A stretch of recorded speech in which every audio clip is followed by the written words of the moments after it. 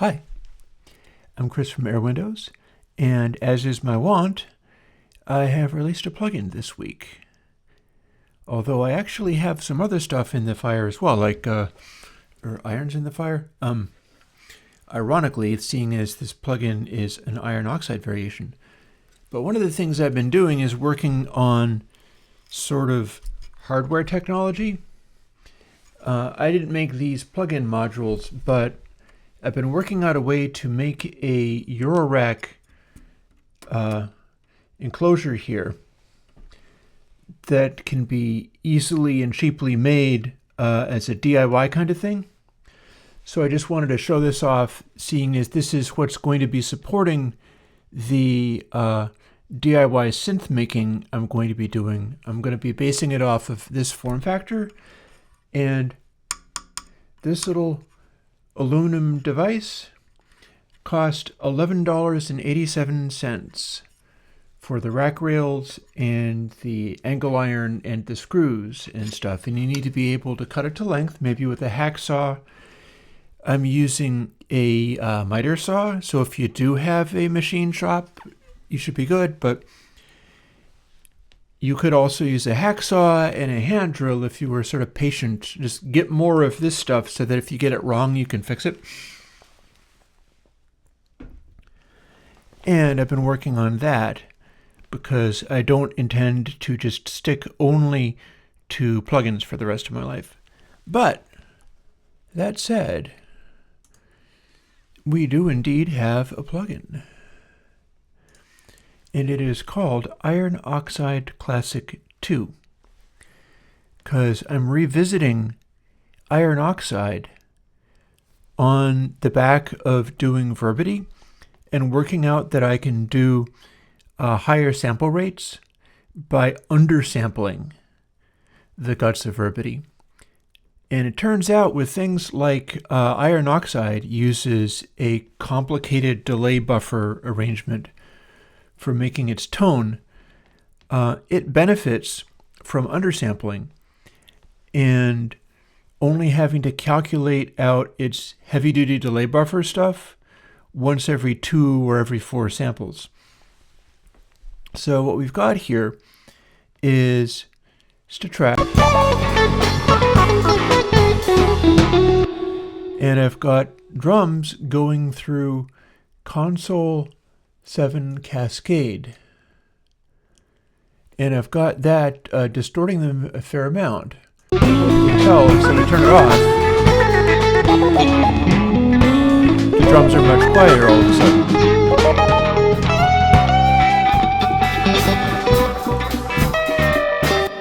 But we could be doing this drum overloading through a sort of old school tape sim, which is what iron oxide is. Iron oxide doesn't have the kind of head bump and sophistication that like ToTape has.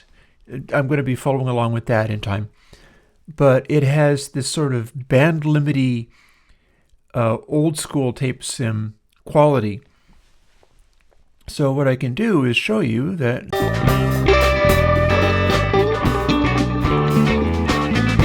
put it into the regular console system.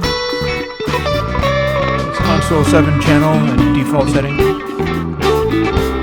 can turn on Iron Oxide Classic.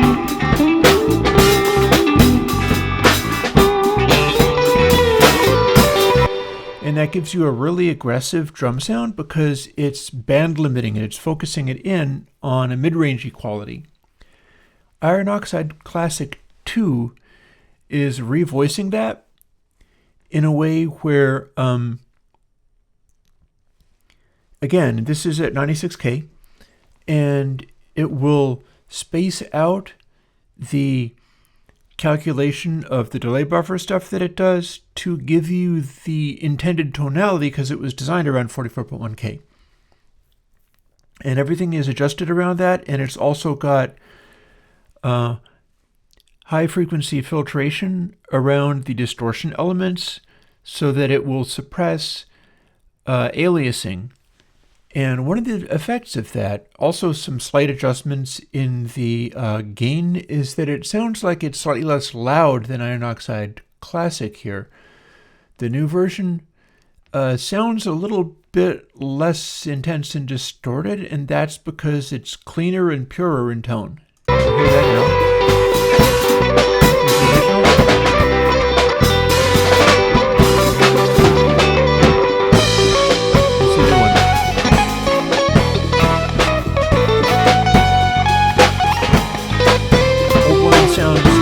Hotter, so you can dial it back quite a bit.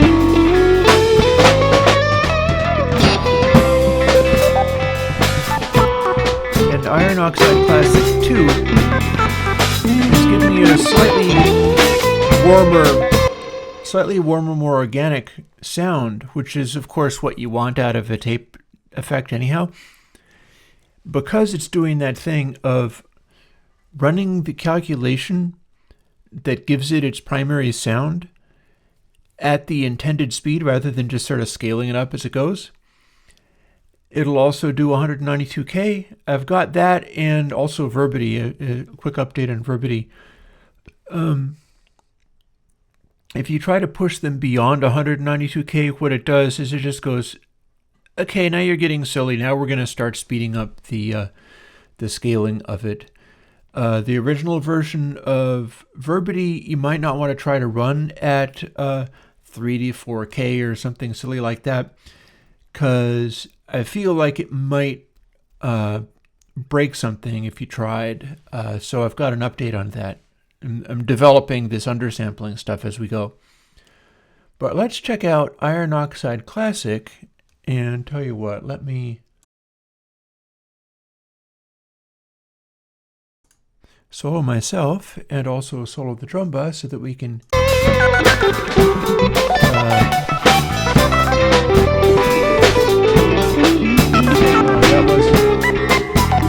there we go. So now I can solo myself and the drum bass. Granted, there's something in the drum bass, but that's fine. So what we've got is original Iron Oxide, and then the alternative. I think my gains aren't quite what they should be here. It still sounds good. This is not an antique plugin. This has been recently done, but, and by recently I mean in the last few years.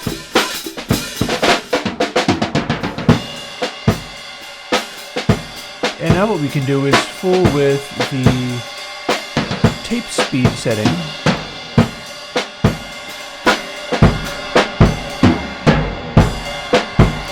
You can see that we can get some heavy dark tones going on there. Or we can go the opposite direction. If we had a hyper ultra speed tape, we'd start losing lows, and it's all focused on the hats now. But it's distorting them, but it's distorting them in such a way that it's still fairly plausible as far as the sound is concerned.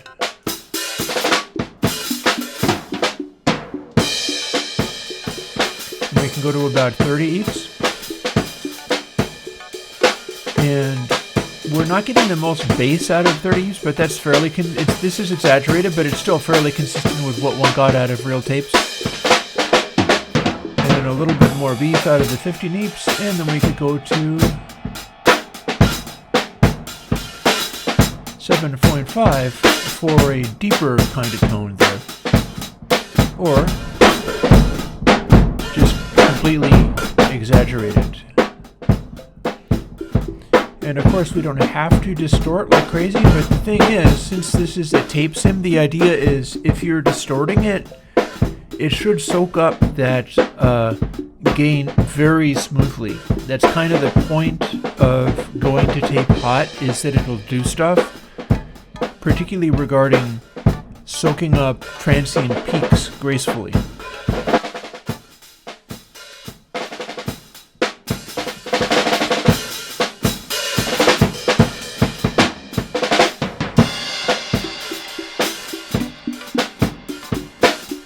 And again, we compare that to the console cascade.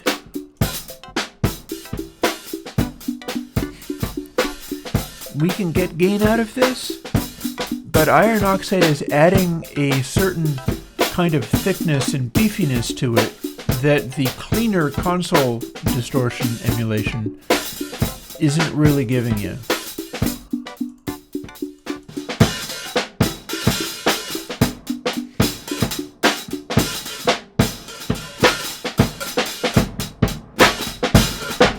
And if we keep slowing down the tape speed,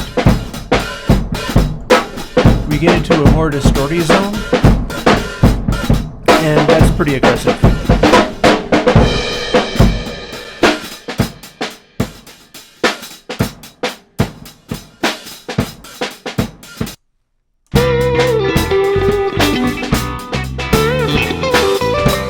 So what we can do is get a sense of what that sat like in the mix.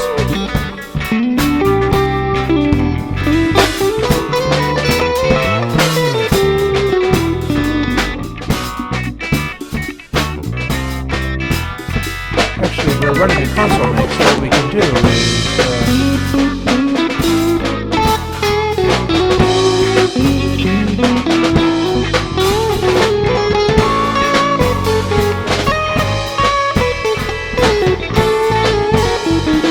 so when we do this, what we've got is a change from this cleaner setup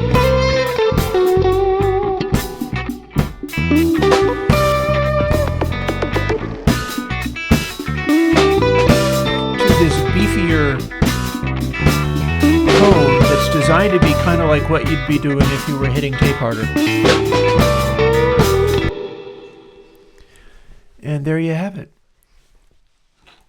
So again, this is the kind of stuff that I've been working on. Like I said, I've got the coming up with physical hardware and figuring out how I can get people access to the information for doing that kind of stuff themselves. So I'm going to be diving into that. But for now, we've also got, well, actually I'm going to keep doing it. We have plugins going, and we're going to continue to have plugins going. And today's plugin is Iron Oxide Classic 2. The reason I'm doing Iron Oxide Classic 2 as a first tape plugin to be revisited is because of its simplicity. I like the simplicity that it has. It has just the one tape speed control there, and it's just a 3-knobber. And the more complicated Iron Oxide, the more complicated ToTape, stuff like that.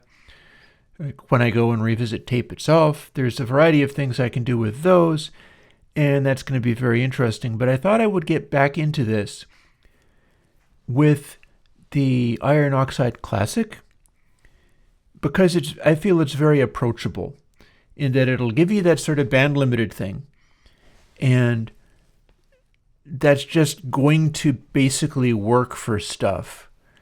There's also a side effect, which is I wanted to get it going because I have ambitions of making a tape delay and basing it off of that, seeing as I have that technique of being able to use the full length of the delay buffer at high sample rates. And that was not the case the last time I did a tape delay effect. So I'm kind of excited about diving into that one. It might need to have multiple plugins because I might try to do one that has like X amount of delay time, and then another plugin that just declares a titanic amount of delay time, and it's like the extremely long Frippertronic style delay effect going on. But that's for another day. For now, I hope you like Iron Oxide Classic 2, and catch up with me on Monday when I dive back into coding the plugin Galactic and other sorts of plugins that I'll be doing on my live coding thing. And yeah, I'll catch up with you later. See you when I see you. Bye-bye.